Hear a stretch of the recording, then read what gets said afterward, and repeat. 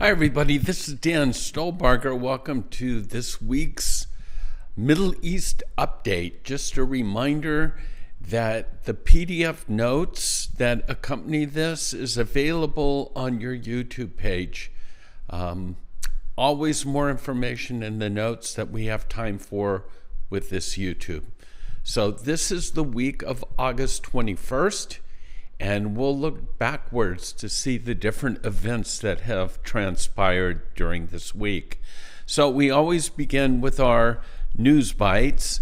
Most Americans believe that that countries should recognize the Palestinian state. This was a poll by the Reuters poll, February 2024.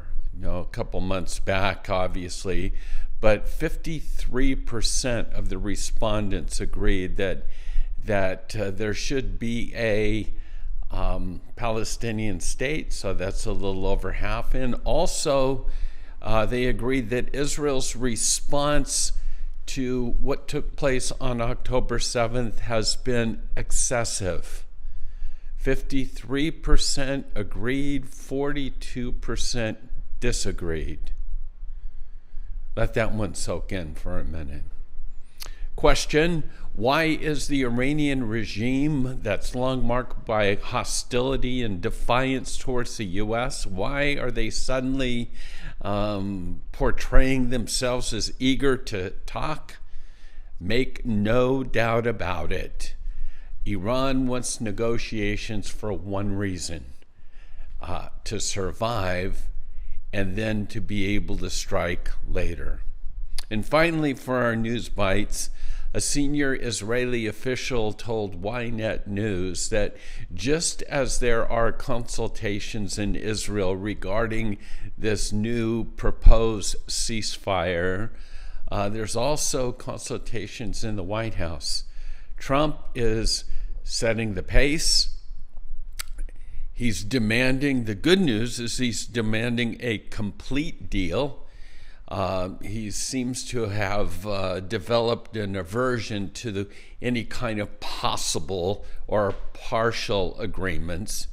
But the occupation of Gaza City, what's taken place right now, because it is breaking news as this begins, this taking over of Gaza City, this will serve as leverage to force Hamas into some sort of comprehensive deal under more of the Israeli conditions. But we know that Trump wants this to end, and we're going to have to wait and see how the media is going to spin all of this.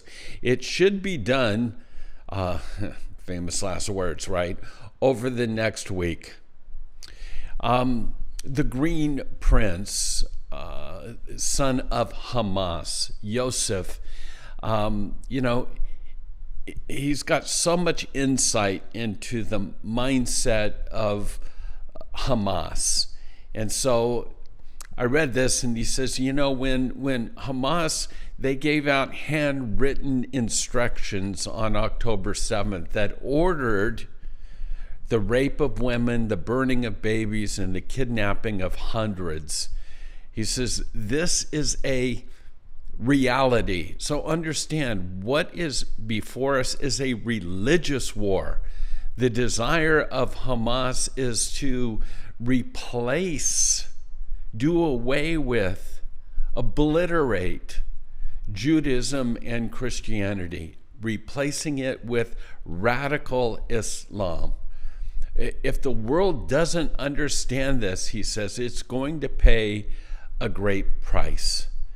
And so, again, we're looking at Palestinian textbooks, and we'll see here in a minute, Jordanian textbooks that once again glorify the death of Jews, glorify shaheeds, religious martyrs that would die in jihad, and they hand out copies of Hitler's book Mein Kampf. Once again, understand, Hamas is a death cult. And it doesn't seek any kind of compromise whatsoever. It simply seeks annihilation. And then we have the pictures that often come up of this is supposed to be, you've got the radical side of Hamas, but then you've got the non-radical side, the ones that Israel should sort of cozy up to because they're going to be more neutral, understanding. This is Fatah? And yet we see photos of the summer camps for children soldiers in the Fatah army. Summer camps that train over 200 young boys and girls. They're in military uniforms. And the goal of the camp, quote, is to prepare a national generation that will continue to be a pathway for martyrs, for shaheeds. So this indoctrination of child soldiers, this is a form of child abuse. It's a breach of humanitarian law.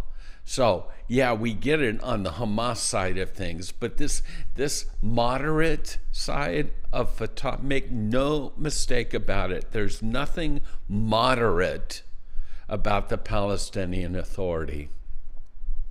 And then, as I mentioned, the Jordanian textbooks. So this is Jordan. This is a peace partner with Israel. And so we're seeing in Jordanian school curriculums that the October 7th event, 2023, is celebrated as jihad. It demonizes the Jews. It advocates the ethnic cleansing of Israelis, and it omits anything, obviously, about the Holocaust. It omits Hamas's slaughter and raping and burning of the 1,100 Israelis. And so, again, the concept is that this is a positive movement. It's so hard to even imagine because this is less than 2 years ago that all of this transpired, and it's already being whitewashed and seen as a positive for Islamic extremists. So once again, going back to the son of Hamas's statement, keep in mind, this is a religious, spiritual war. There is no compromise. Islam wants to destroy Judaism as well as Christianity. And so now we come to this concept of a ceasefire, surrender, or whatever. World leaders are calling for a ceasefire as if Hamas is some sort of legitimate peace partner. But a ceasefire right now for Israel, under the conditions that are being laid out, is not a ceasefire. It will not bring peace. It will be a surrender. If Hamas is indeed ready to accept a ceasefire, the reason is not because it wants to stop the death and destruction in the Gaza Strip. It's not as if they care about the Palestinian people. If they decide to accept a ceasefire, there's only one reason for it. It's so they can continue to survive and pursue jihad, to murder Jews, to destroy Israel. This has been the goal of Hamas since the beginning, and that was more than 3 decades ago, and it still remains the goal.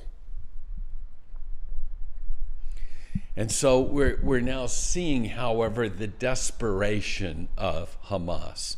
Israel is in control now of about 80% of Gaza. The big tunnels, the terror tunnels, the so-called strategic ones, have mostly been destroyed. Hamas has lost control, but they still have small tunnels in certain areas, and we're finding their desperation. They're being backed into a corner. They're hiding underground. They're launching pathetic ambushes, hoping for trophies, hoping to kill some or kidnap IDF soldiers. That, I guess you could say, the handwriting's on the wall, it's over, but out of this desperation, Israel needs to stay vigilant.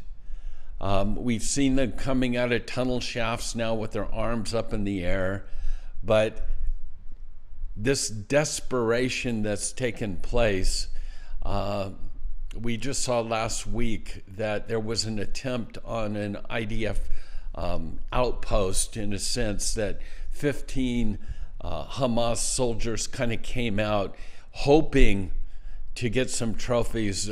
We know that 10 of them were killed, and I think 8 of them were killed and some fled or whatever, but this is that desperation.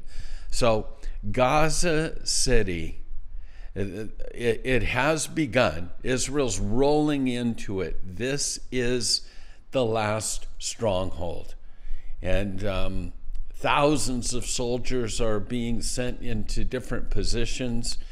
Let's continue to pray that this will be the end. A couple things just as we wrap up. Mike Huckabee, I love his posts. He says this is just a photo of the post that he put on his Instagram page saying, that's my president. And Trump basically saying, we will only see the return of remaining hostages when Hamas is confronted and destroyed. The sooner this takes place, the better chance of success there'll be. And then, of course, it's Trump. He goes on to say, remember, I was the one that negotiated and got hundreds of hostages free and released into Israel and America. I was the one who ended 6 wars in just 6 months. I was the one who obliterated Iran's nuclear facilities. We need to play to win and are not play at all. Thank you for your attention on this matter, President Donald Trump. Finish it, is what he's saying. And then, as I've mentioned, you can see the headlines that right before I came on to do this came across my screen.